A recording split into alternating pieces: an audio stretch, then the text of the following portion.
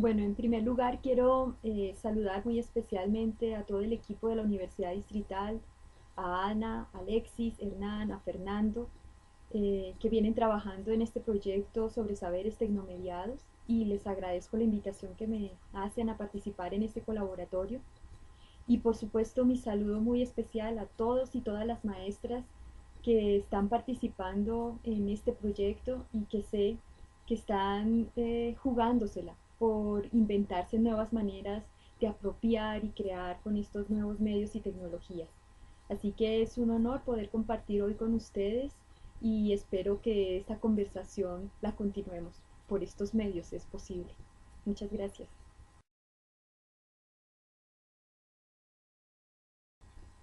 Bien, frente a la pregunta por los saberes tecnomediados, creo que sería importante abordar varios niveles. El primero tiene que ver con el contexto actual histórico de las sociedades contemporáneas, es decir, lo que conocemos desde los años 60 hacia acá, que se ha denominado de diferentes maneras, inicialmente como sociedades de la información. Posteriormente hablamos de sociedades de la información y el conocimiento, intentando pluralizar no solamente la noción homogénea de sociedades de la información, sino también incluir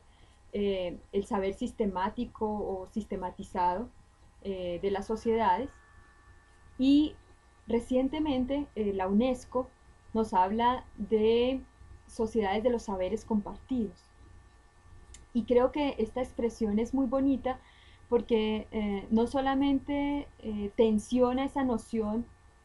como les decía, homogénea de un tipo de sociedad de la información, mantiene la pluralización de estas sociedades actuales, que son múltiples, diversas, y diversos los saberes que cada sociedad contiene, pero también que estos saberes son compartidos, lo que sabemos lo sabemos entre todos. En ese sentido, creería que hablar de saberes tecnomediados implica un posicionamiento donde efectivamente se pretende hacer un reconocimiento de esos saberes que no necesariamente han pasado por lo que ha sido el conocimiento hegemónico en Occidente a través de las llamadas ciencias. Si algo caracteriza las sociedades contemporáneas tiene que ver con ese emborronamiento de los límites entre ciencia, tecnología, arte, eh, que han cuestionado esa estructura pinacular del saber con la que, digamos, se constituyó la modernidad. Entonces, ese reconocimiento de que hay un saber, que está muchos saberes que han sido invisibilizados, desconocidos eh, por las sociedades y, digamos, el conocimiento hegemónico, es importante que lo tengamos en cuenta para pensar, digamos, en propuestas que planteen un reconocimiento a esta diferencia social y cultural que nos caracteriza. El otro elemento tiene que ver con que cuando hablamos de saberes, hablamos de una experiencia que se construye en la cotidianidad, que la construimos con nuestro cuerpo, en interacción con los otros, y que además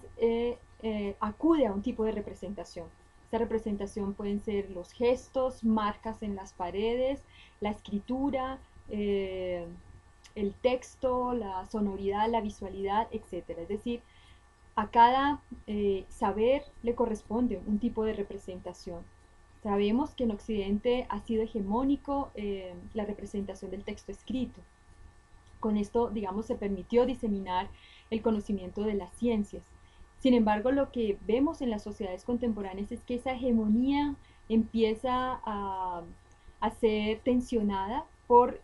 la emergencia y diseminación de múltiples modos o multimodalidades de representación de los saberes, que hoy además se pueden tramitar a través de diferentes dispositivos tecnológicos, ¿no? Entonces, creería que esa es una dimensión muy importante cuando hablamos hoy de saberes tecnomediados. Diríamos, los saberes siempre están mediados por algún tipo de representación y que a propósito de este proyecto nos interesa mirar las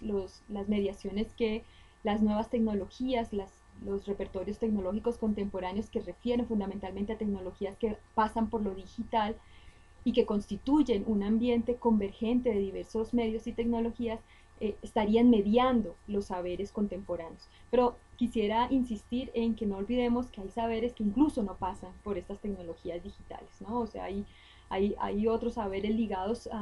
al conocimiento indígena, por ejemplo, a ciertas prácticas, experiencias de conocimiento que no necesariamente pasan por aquí, ¿no?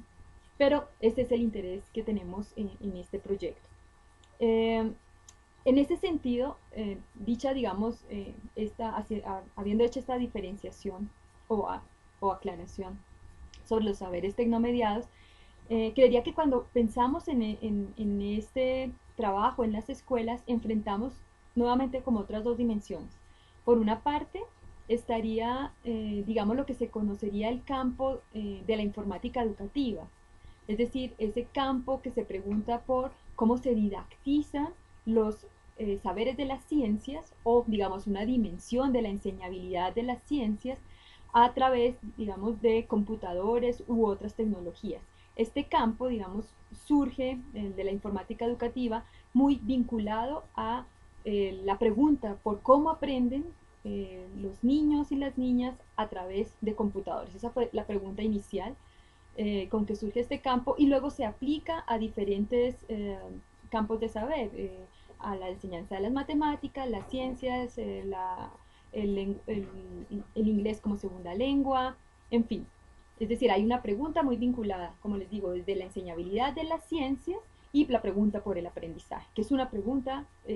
típica de la escuela. Pero yo diría que hay otra pregunta que tiene que ver con otra función fundamental que tenemos en la institución escolar y es la pregunta por la formación ciudadana.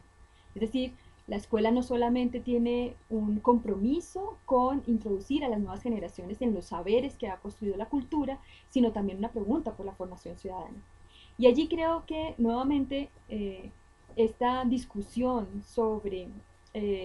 los saberes compartidos de las que habla la UNESCO y esta pregunta por cómo reconocer la diversidad cultural que nos caracteriza, esos saberes que han sido invisibilizados o desconocidos, vuelve a jugar un papel muy importante en esta función que nos corresponde en la escuela. Y en esa perspectiva, digamos, es una pregunta por cómo logramos efectivamente democratizar las actuales sociedades de la información, el conocimiento, los saberes compartidos. Es decir, cómo logramos reconocer esos saberes que están allí y que han estado por fuera de la escuela y que siguen siendo fundamentales para muchas comunidades. Y en segundo lugar, cómo logramos que todas estas personas que poseen estos saberes por fin puedan expresarlo, puedan compartirlo, puedan apropiarse desde sus propias culturas, inventar nuevas cosas, inventarse nuevas formas de ciudadanía que partan del reconocimiento de estos saberes. Y creo que esta necesidad de estar informados, de compartir con otros, de tener el derecho a ser escuchado, es una opción que hoy tenemos la posibilidad de catapultarla, de catalizarla a través de estas nuevas tecnologías. Hay muchísimas posibilidades que nos ofrecen para, digamos, acudir no solamente al lenguaje escrito, que sigue siendo fundamental, sino también a otros lenguajes que permitan a reconocer la oralidad de nuestras culturas, la musicalidad, la visualidad, eso que nos está atravesando. Y finalmente, creo que tenemos allí otro reto en la escuela y es que los saberes que traen los niños sobre los diferentes campos de conocimiento, sobre cómo ser ciudadano, sobre cómo ser niño o niña, ya están atravesados por las mediaciones tecnológicas. Es decir, ya sus formas de pensar, digamos, de representarse, muchos fenómenos ya vienen mediadas por ese contacto que han tenido con el actual ecosistema tecnológico. Pensar esta noción de saberes tecnomediados en la escuela creo que tiene por lo menos tres niveles. Uno tiene que ver, como les decía antes, con esa pregunta por la enseñabilidad de las ciencias, que se ha traducido en la institución escolar, en la pregunta por las didácticas específicas y cómo allí juegan las actuales tecnologías y digamos que ha sido un campo que ha sido desarrollado por lo que se conoce como la informática educativa, donde hay una pregunta muy clara por cómo son los procesos de aprendizaje de las nuevas generaciones a través del uso de tecnologías informáticas básicamente. Esta es una entrada. La segunda entrada es una que viene más de los campos de la comunicación y la cultura, donde hay una pregunta muy fuerte por las maneras en que los nuevos medios y las tecnologías eh, tramitan no solamente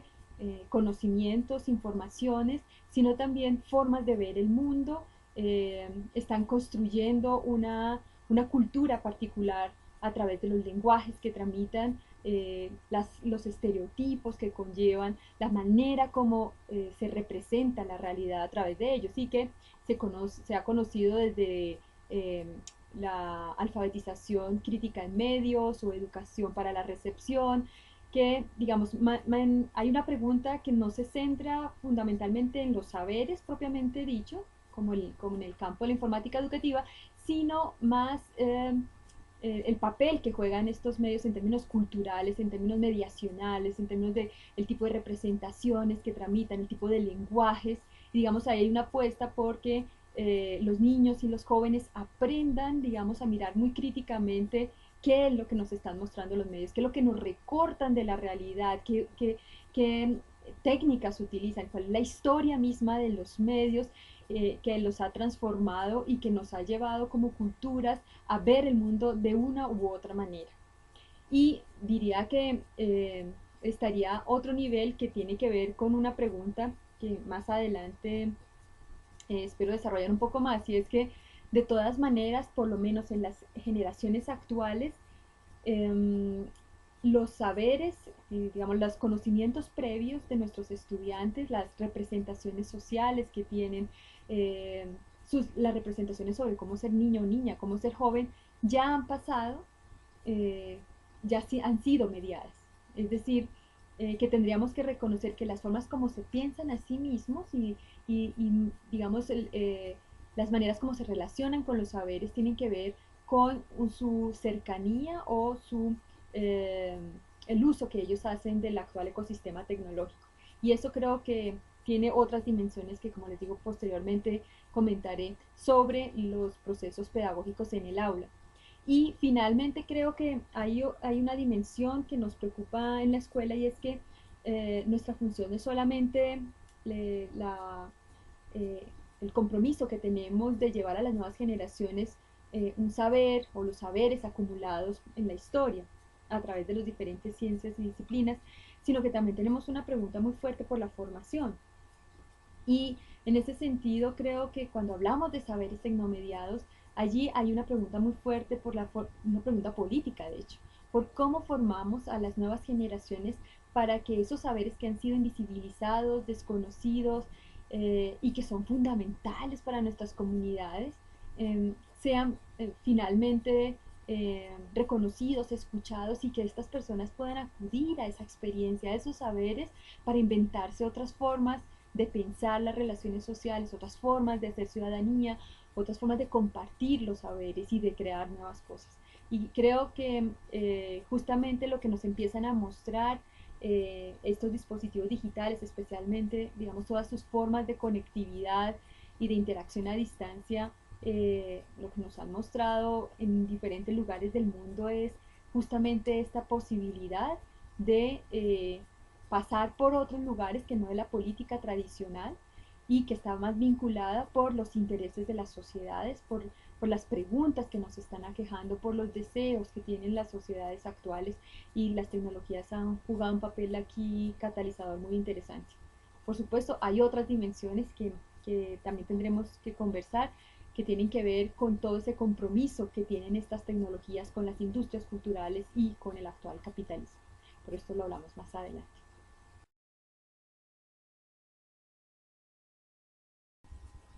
La pregunta por la subjetividad creo que es además una de las cuestiones centrales para las ciencias sociales hoy, en medio de las transformaciones contemporáneas. Y creería que uno debería pensar este tema de la subjetividad, digamos, entretejido en dos dimensiones, porque la subjetividad tiene que ver con la mismidad, es decir, lo que nos hace singulares, y al mismo tiempo el encuentro con el otro, es decir, somos en tanto nos relacionamos con un otro, con nosotros, es decir, en tanto intersubjetividades, ¿no? Yo creo que esos dos niveles están fuertemente interrelacionados para pensar qué es lo que se potencia a través, digamos, de este nuevo ecosistema tecnológico, qué es lo que nos permite ser a nosotros mismos y al mismo tiempo construir un nosotros, construir un común, ¿no? Que es una pregunta que tiene unos niveles cognitivos, si se quiere, pero tiene unos niveles sociales, culturales y políticos muy importantes. Anteriormente les hablaba, pues, digamos, de las implicaciones cognitivas que se empiezan a observar, digamos, con esta transformación sociotécnica de las sociedades contemporáneas. Y yo creo que frente, digamos, especialmente a los desarrollos de todo lo que tiene que ver con los videojuegos y la web 2.0 como espacios donde hay una alta o una intensa interacción de los sujetos, allí estamos viendo que hay unas transformaciones que apenas estamos estudiando. Es decir, eh, si bien veníamos hablando de unas transformaciones que tienen que ver con una ampliación o una diseminación de espacios de información que sociedades anteriores no imaginaron, es decir, el acceso a la información que ahora tenemos, eh, aún con las restricciones que efectivamente hay por el idioma, por los servidores, etcétera, podemos y vamos a identificar cierto tipo de restricciones. La cantidad de información disponible a la humanidad es enorme, ¿no? Entonces, digamos que esa dimensión es, digamos, una marca fuerte de las sociedades contemporáneas, pero la otra tiene que ver con las transformaciones de las formas de la subjetividad, en particular de las formas con que hoy se socializan las nuevas generaciones. En un trabajo reciente que hicimos sobre Facebook con jóvenes en Cali, nos encontrábamos con jóvenes que nos señalaban que encontraban en la red social Facebook un espacio que era para ellos muy importante porque hoy en día ellos se sentían que vivían en un mundo demasiado acelerado y que no daba tiempo para pensar demasiado en los encuentros con los otros, y que Facebook lo que les permitía era estar al tanto día a día, permanentemente, de los cambios, de lo que estaba pasando en la vida de sus amigos. Es decir, Facebook o esta red social se convertía en una agenda previa para encuentros de interacción cara a cara, ¿no? Es decir, allí hay un elemento muy interesante porque estamos pasando de formas de interacción que provenían, digamos, de un modelo de sociedades basadas en las redes de primer orden, es decir, del encuentro cara a cara, y estamos pasando a sociedades donde, si bien la interacción cara a cara no se acaba, por supuesto, lo que cada vez más encontramos es que hay un flujo de relaciones entre lo online y lo offline. Los amigos que están en Facebook son amigos normalmente que se conocen en el mundo offline, pero efectivamente ahí hay otras cosas. Está pasando esto que les digo, ¿no? Es decir, la gente está, los jóvenes sí están pendientes de qué está pasando en la vida de sus amigos, actualizándose permanentemente a través de las redes sociales, blogs, etcétera. Pero las redes sociales están jugando un rol allí muy importante. Y es no solamente que se comenta, sino también la imagen que se postea, los comentarios que hacen otros amigos. Es decir, si antes la interacción cara a cara era el encuentro con el otro, era una interacción mucho más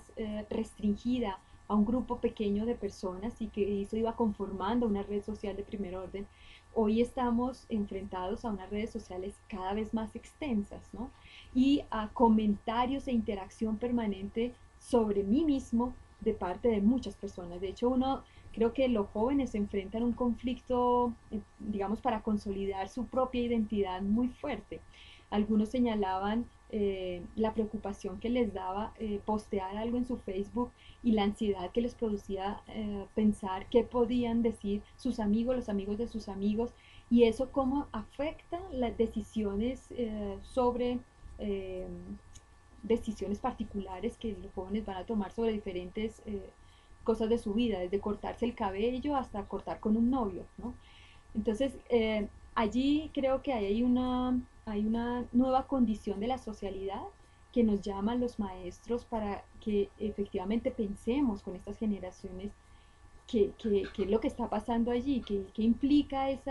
lo que algunos han llamado vigilancia colateral que aceptamos, es decir, que otros estén pendientes, pero yo te vi en Facebook, ¿cómo así? Que tú no me dijiste porque estuviste en esta fiesta y a mí no me invitaron porque invitaron a los otros. Hay una forma de vigilancia que ya no corresponde, no es la vigilancia de las sociedades disciplinarias por una institución o un ente superior, sino que es una vigilancia que aceptamos de nuestros pares, ¿no? Y que además es una vigilancia con la cual nosotros conectamos, por no hablar de otras formas de vigilancia supraestatal de las que ya conocemos escándalos recientes no solo en el país, sino fuera del país, ¿no? Pero pensando en el tema de las subjetividades, que es el que estamos conversando, creería yo que aquí es muy importante que en la escuela se generen espacios de discusión con los jóvenes acerca de todas estas transformaciones que se están dando a través, digamos, de estos espacios. Es decir, hasta dónde dependo de lo que otros opinen de mí, cómo negocio lo que yo busco como mismidad, como singularidad, y hasta dónde negocio con lo que otros quieren, porque digamos, la cantidad de interacciones se han multiplicado enormemente y eso genera muchas angustias en las nuevas generaciones, genera frustraciones, ansiedades, etcétera. Entonces yo creo que ese es un punto muy importante porque, digamos, esa ruptura del mundo de lo público y de lo privado en estas redes está totalmente explotado, ¿no? Eh, digamos, dimensiones de lo privado, de lo íntimo, se construyen públicamente. Y esto es también una marca y una diferencia radical con sociedades anteriores y que apenas estamos aprendiendo eso, cómo se maneja. Ya, digamos, los jóvenes después de unos años en Facebook ya se han dado cuenta que no está muy bien poner todas las fotos, ¿no? Eso tiene consecuencias eh, que después pueden incidir para posibilidades laborales, etcétera. La gente también teme por seguridad personal, en fin, hay una serie de dimensiones que es importante que en la escuela se discuta con ellos, ¿no? Y en particular llamaría la atención sobre esos tiempos de reflexión, porque efectivamente, digamos, la dinámica que tienen estas industrias culturales es la aceleración del tiempo. Todo pasa muy rápido, nuevas plataformas, nuevas actualizaciones, pero hay muy poco tiempo para reflexionar sobre lo que con ellas estamos haciendo y lo que con ellas estamos transformando a nivel individual y a nivel colectivo. Otro elemento sobre la subjetividad y que yo creo que es también característico de estas nuevas generaciones y al mismo tiempo de estas nuevas tecnicidades, tiene que ver con que hoy nos encontramos con jóvenes y niños y niñas que están produciendo cosas. Es decir, a diferencia de lo que fue la tecnología de la escritura, dispositivo fundamental además para la escuela, eh, que fue un dispositivo concentrado fundamentalmente en procesos de lectura, de escritura, individuales, y digamos que en esto la modernidad se pensó como un tiempo histórico en el que efectivamente las subjetividades tenían un espacio de reflexión gracias a la escritura. Eh, y en eso, digamos, es clásico el trabajo de Foucault en las tecnologías del yo. Eh, pero creo que lo que nosotros ahora enfrentamos con las nuevas generaciones y con la actual tecnicidad es que son generaciones no solo que crecen en un entorno que tensiona el dispositivo hegemónico de la lectura y la escritura a través, digamos, de los libros o de la cultura letrada, eh, y digamos ahí la explosión de lo visual, de lo sonoro, en fin, sino que se trata de entornos donde hay una intensa producción. Y cuando estoy hablando de producción me refiero a obras mundanas, las llamamos en el proyecto que realizamos nosotros sobre Facebook, desde la creación de un perfil con un editor de imagen, poniéndole algún efecto, hasta editar un sonido, editar un video, subir un video, eh, producir colectivamente alguna animación, etcétera. Es decir, lo que caracteriza a estas generaciones es que hay un empoderamiento que es diferente al empoderamiento, digamos, que se generaba con el dispositivo de la escritura, porque mientras con el dispositivo de la escritura había sobre todo un trabajo individual, un trabajo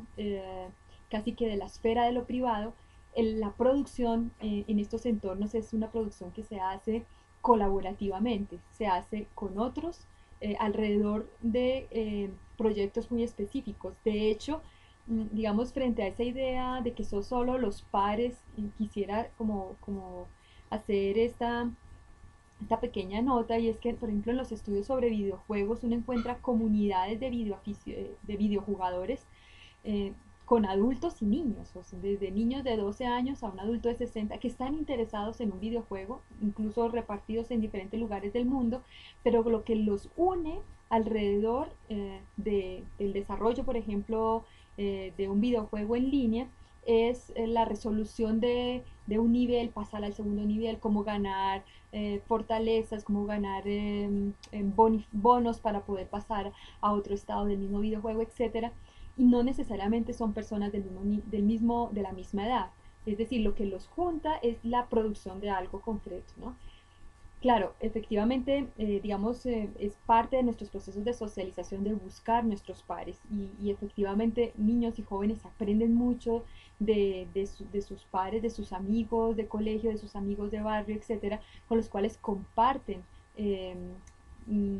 cómo utilizar una tecnología u otra, cómo hacer ediciones, es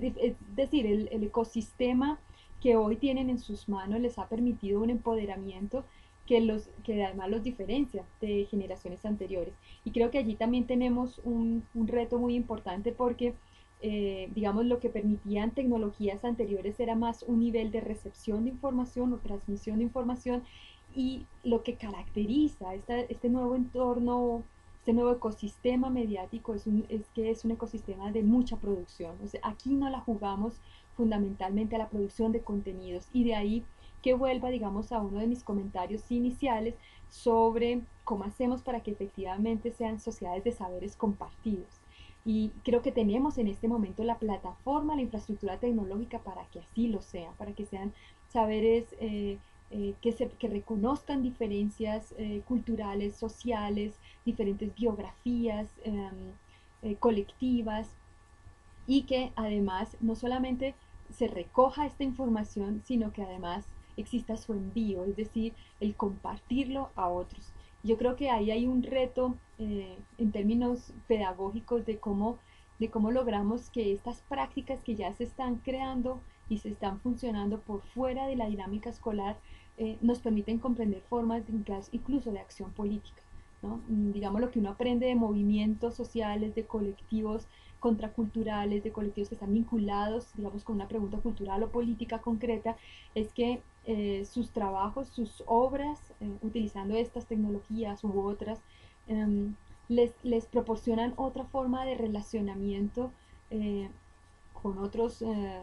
sujetos que pueden ser sus amigos o no amigos, simplemente personas interesadas, digamos, en la misma causa o en la misma propuesta, que nos muestran formas o acciones ciudadanas que nos podrían ayudar a repensar cómo hacemos para que crezcamos en un mundo donde quepamos todos, diferentes, desiguales, eh, y que efectivamente logremos superar esas condiciones de desigualdad que caracterizan nuestras sociedades. Yo creo allí hay una dimensión de la subjetividad política que estamos apenas comprendiendo, ¿no? Que efectivamente la investigación tiende a mirar en el nivel de lo que estaba pasando, por ejemplo, con la primavera árabe, los movimientos estudiantiles, los movimientos sociales, etcétera, conectados en red a nivel global, que eso ya políticamente tiene un impacto muy fuerte, pero creería yo que allí en esas pequeñas interacciones, en esas formas de compartir, de construir con los otros, de permitir que otro intervenga en mi obra y que yo pueda intervenir la otra, pueda comentarla, pueda hablar de ella. Allí hay unas formas incipientes de lo que podríamos denominar como políticas menores que se están construyendo con estas generaciones.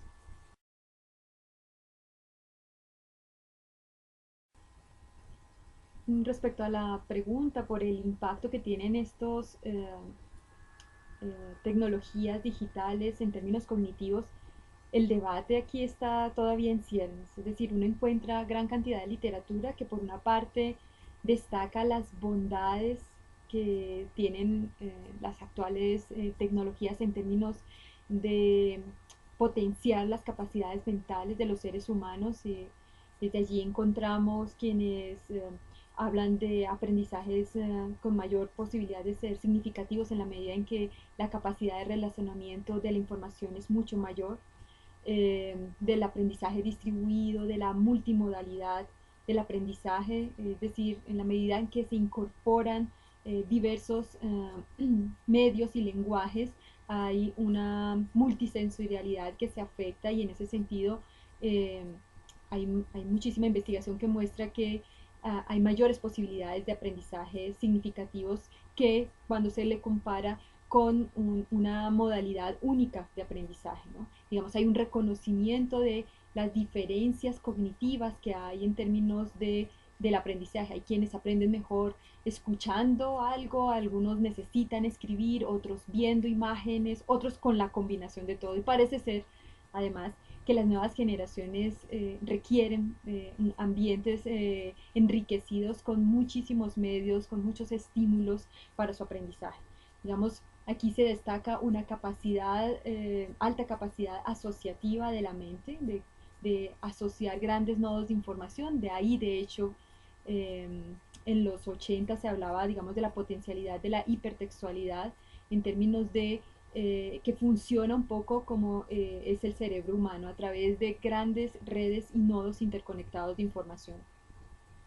Y digamos, la otra gran ventaja tiene que ver con la capacidad de navegar por grandes cantidades de información y de relacionar diversos lenguajes, como les decía anteriormente. De otro lado, también hay investigaciones que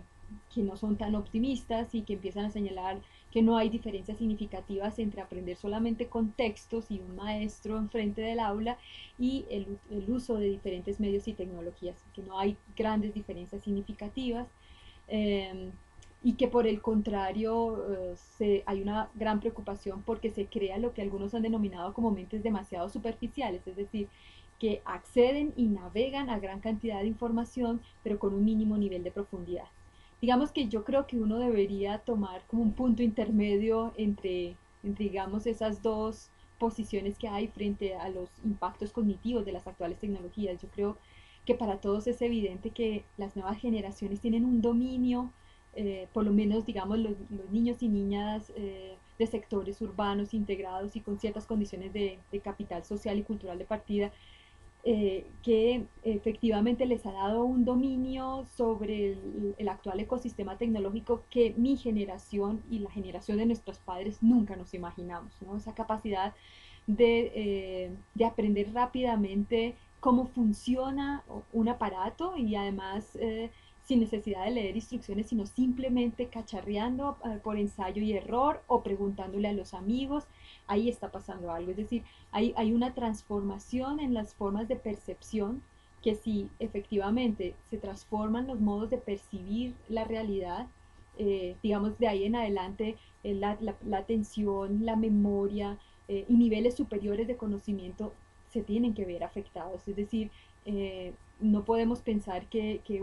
las formas de percepción y luego las formas de aprendizaje superiores no tengan que ver las unas con las otras. Entonces, si aceptamos que en su interacción con estos dispositivos las nuevas generaciones desarrollan otras formas de percibir la realidad, tenemos que pensar que efectivamente en otros niveles también hay algún tipo de impacto. De hecho, ahora recuerdo una anécdota que comenta Sherry Tolke, una de las investigadoras clásicas en estos temas de las tecnologías, sobre su hija. Y ella decía que una vez ella llevó a su hija a un zoológico X en Estados Unidos y la niña, cuando ella le pregunta, ¿cómo te pareció el zoológico? ¿Te gustaron los animalitos? La hija le dijo que estaba un poco decepcionada. Y ella le preguntó por qué. Y ella le dijo, porque se ven muy aburridos. A mí me gustan más los animales que aparecen en la National Geographic. Y me parece que es un comentario que no es menor porque creo que el hecho de que las nuevas generaciones, como les decía antes, ya tengan representaciones, ya tengan una experiencia del mundo que está mediada por estas tecnologías ya les genera una forma particular de aproximarse a la realidad, ¿no? Y este ejemplo pequeñito sobre cómo percibía la hija de Sherry Tolkien a los animales, me parece que es muy interesante para pensar cómo se perciben estas nuevas generaciones también a sí mismos, no solamente en relación a otros seres, a otras personas, sino también a sí mismos, y cómo eso está muy mediado. Hay una gran influencia allí, no solamente de los contenidos que se presentan a través de los programas de televisión, los videojuegos, digamos, de todo este ecosistema, no solamente de los contenidos, sino también de las formas en que se presenta. O sea, hay estudios, por ejemplo, que señalan que los cambios perceptivos a los que están en este momento acostumbrados las nuevas generaciones son cambios en la percepción mucho más rápidos de lo que fueron dos generaciones anteriores. Si ustedes se fijan en los videojuegos, en la lógica de ciertos programas de televisión infantil, los tiempos de atención cada vez son más cortos, ¿no? Y efectivamente esas transformaciones afectan también ideas que tenemos en la institución escolar de cómo esperamos que sean nuestros estudiantes, ¿no? Nosotros venimos de un modelo que estaba pensado para tiempos largos de atención, de concentración en contenidos, de aprendizaje, etcétera, pero nuestros jóvenes están creciendo en un entorno de hiperestimulación, de hiperinformación, donde creo que como maestros tenemos que jugar un rol muy importante eh, para ver esto cómo afecta efectivamente procesos de aprendizaje y sobre todo espacios de reflexión sobre lo que está sucediendo. Sobre los impactos cognitivos hay otro aspecto que me gustaría mencionar y es una cualidad particular que tiene las subjetividades contemporáneas y que ha sabido además apropiar muy bien la actual tecnicidad. Y es lo que tiene que ver con una dimensión de lo afectivo que es muy fuerte en las nuevas generaciones, ¿no? Eh, Nosotros veníamos de sociedades industriales con formas de disciplinamiento y de relación muy atravesadas por una idea de la racionalidad, ¿no? Y lo que estamos viendo en las sociedades contemporáneas es que hay una explosión de lo afectivo, de lo estético, que es muy cercano al mundo de las nuevas generaciones. Es decir, no es gratuito que las redes sociales sean entre los amigos, en que haya, digamos, toda esta tendencia a relacionarse con los otros y a moverse incluso políticamente porque te sientes afectado eh, en términos filiales, eh, como amigo de otros, en términos amorosos. Ahí hay una nueva condición de nuestras sociedades y que, por ejemplo, en el caso de las investigaciones sobre los movimientos políticos ha sido muy interesante, los nuevos movimientos políticos donde la gente sale a las calles o decide participar, no porque hay una convocatoria de un partido político que le mueve, sí, o porque hay un argumento racional que le dice que debemos salir a protestar, no, hay una cosa mucho más vinculada a lo afectivo, que si mis amigos dicen, mira, es que esto eh, no estamos más de acuerdo con este estado de cosas, no queremos que las cosas sigan así, y si mis amigos van, yo voy. Eh, es otro tipo digamos, de relación con el mundo que está atravesado por esta nueva socialidad afectiva. Y en esto además contribuye con lo que algunos han denominado con el giro de la imagen, ¿no? El giro de lo visual. Siempre hemos tenido imágenes, solo que la imagen siempre había estado en un nivel más bien secundario y en términos educativos, eh, todos sabemos digamos, muchos de nosotros aprendimos casi que fundamentalmente con el texto y la imagen era casi que un ejemplo, un pequeño complemento de lo que decía el texto. La imagen había tenido un lugar secundario. Lo que vemos en nuestras sociedades actuales es que la imagen, lo visual, ha ocupado un lugar central que tensiona, de hecho, digamos, la hegemonía de la cultura escrita, y es la imagen vista desde las fotografías, las ilustraciones, el cine, el video, el mundo de las representaciones y las realidades virtuales, etc. Y este giro hacia lo visual nos ha permitido, claro, descubrir una dimensión de la subjetividad que, digamos, el modelo de la racionalidad tenía opacado, ¿no? Esas otras dimensiones del ser, ¿no? Que afloran cuando se tocan fibras de lo afectivo, que es maravilloso, pero al mismo tiempo,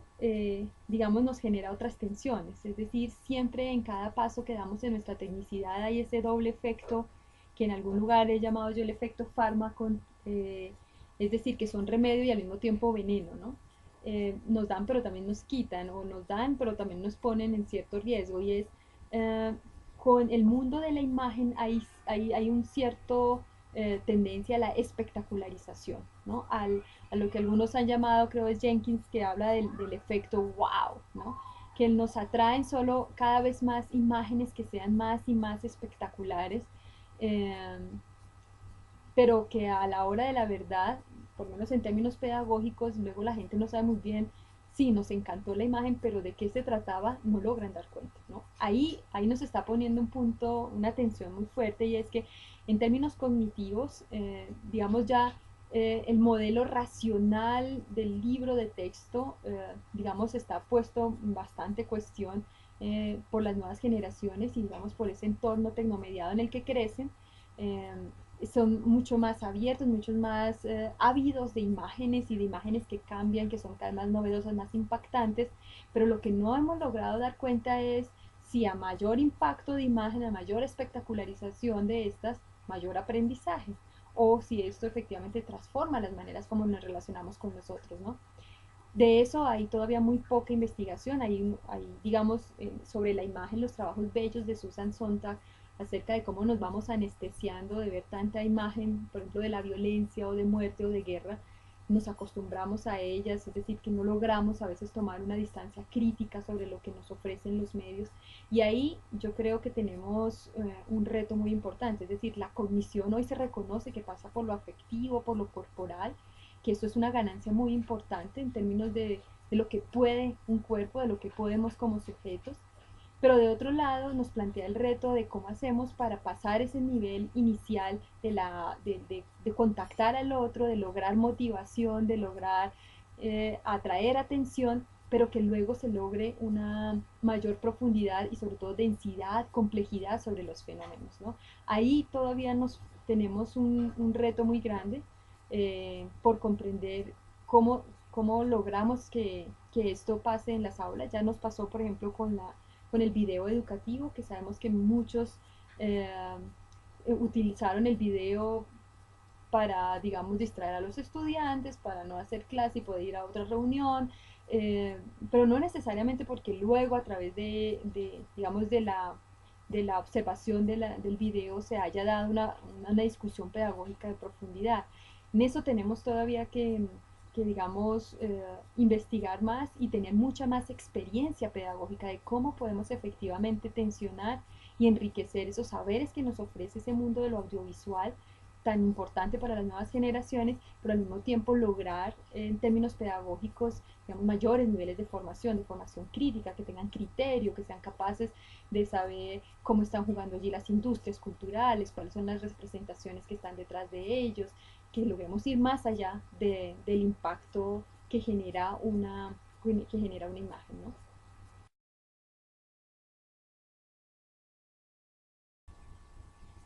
Respecto a cómo evaluar el impacto de una experiencia,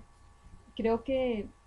como todo proyecto uno parte fundamentalmente de una pregunta o de un problema que tensionó una situación X, ¿no? Y a partir, digamos, de esa pregunta o de ese problema se identifica, digamos, lo que queremos transformar en una realidad concreta. Y yo creo que en esto, igual que en cualquier otro proyecto, sería fundamental volver a ese problema o esa pregunta inicial y en relación a esa, digamos, desarrollar o desplegar otra serie de dimensiones. Una de ellas creo tiene que ver con la cultura institucional, es decir, cómo un proyecto se pone en marcha y ese proyecto se inscribe en un tipo de cultura escolar particular. Es decir, cuáles fueron las condiciones que posibilitaron o no realizar una experiencia. Todos sabemos que se requieren desde unos espacios, unos tiempos, eh,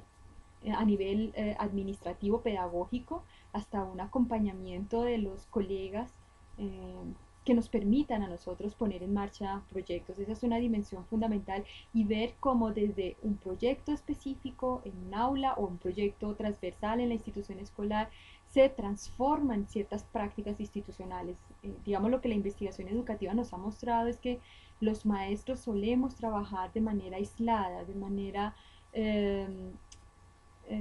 muy encerrados en el aula y no compartimos los proyectos que realizamos. Y ese es una de las dificultades más fuertes, digamos, además, para construir saber pedagógico, ¿no? Que creo que es, en última, lo que nos interesará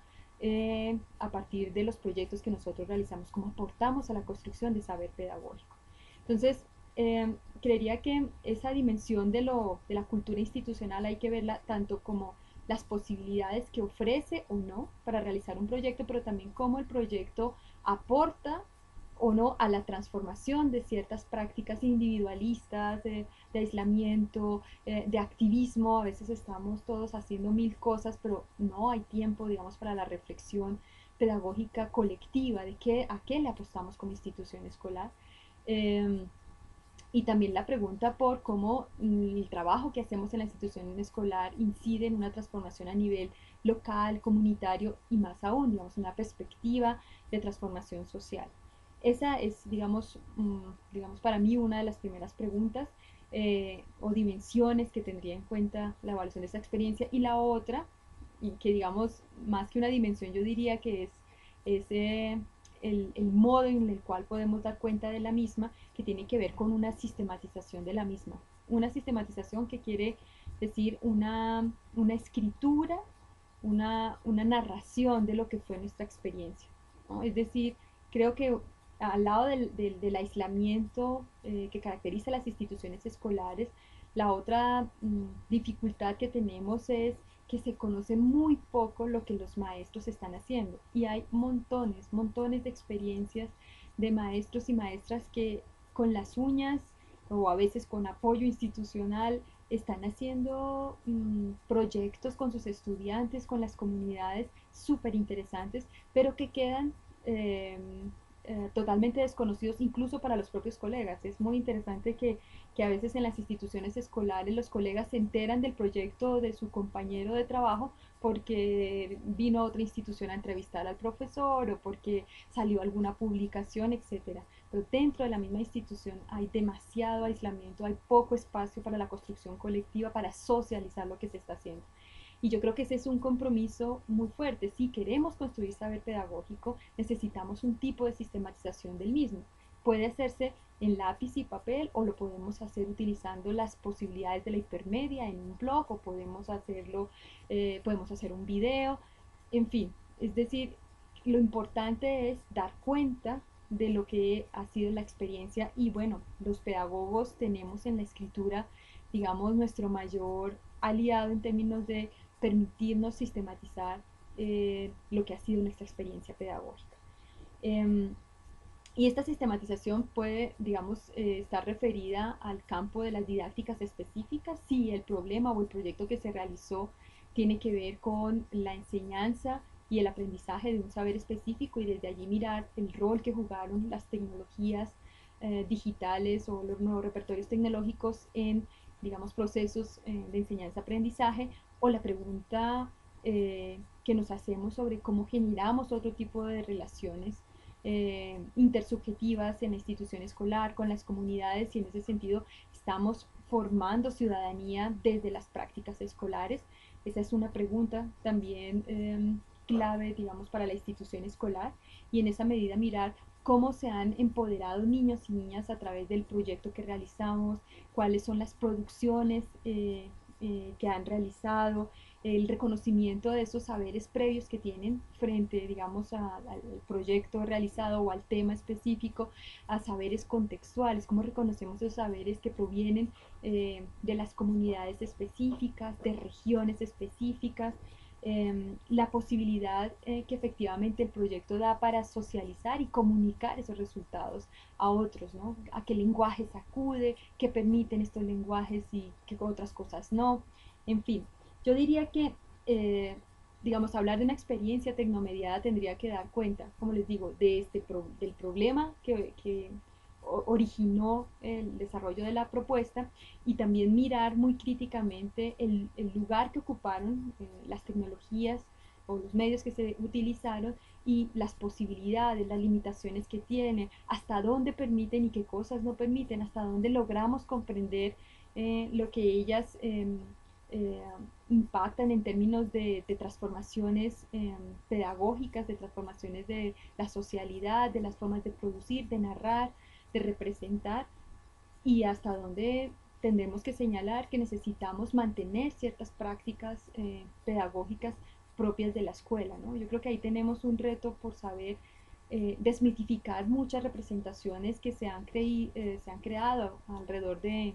las tecnologías y sobre las cuales, como les decía, la investigación dice hay polos opuestos que señalan extremos respecto a los resultados. La única manera de saber efectivamente qué pasa con ellas es que logremos dar cuenta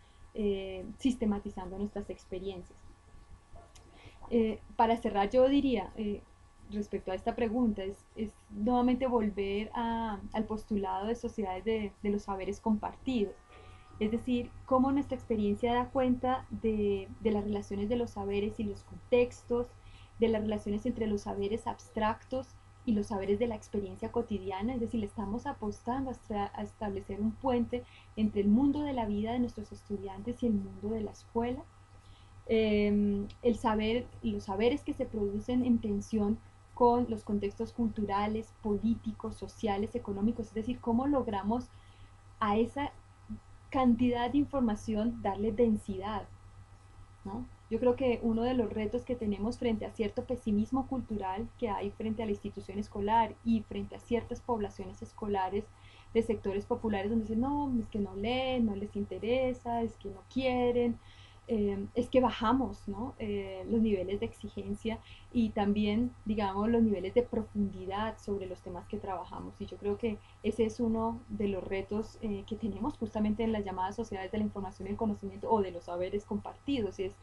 que hay que darle densidad crítica, contextual, política, económica, social a los saberes que construimos con nuestros estudiantes, ¿no? Eh, el otro elemento yo diría que tiene que ver con que eh, los saberes que construimos no son solamente para ser transmitidos o ser acumulados, sino sobre todo para ser ejercidos ciudadanamente, ¿no? Y yo creo que, digamos, este sería el nivel que esperaríamos lograr alcanzar una experiencia de este tipo. Es cómo incidimos digamos, propuestas de saberes tecnomediados en la generación de formas de ciudadanía que nos permitan pensar y crear, sobre todo, sociedades más justas, más equitativas, más bellas, ¿no? Eh, y que